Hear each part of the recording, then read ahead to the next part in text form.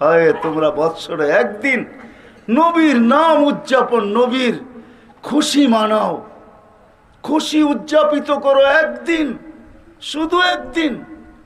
লানত আমাদের জিন্দেগির উপরে।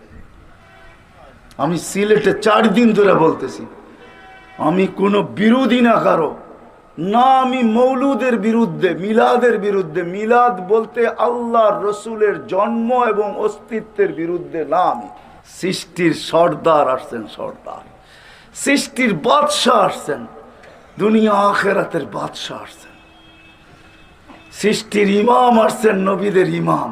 কেমন মনে করেন? যার জন্য আল্লাহ সেমিনার করছেন আরশের নিচে, সেমিনার। বিশ্বাস হয় না? মনে হয় ঠিক না? হ্যাঁ, আপনারা তো দলিল দলিল ছাড়াই হয় হয় করেন। এর লিগেই তো যে যেদিকে ডাকে ওদিকেই দূর দিয়া যান গা। এটা হলো বাংলাদেশের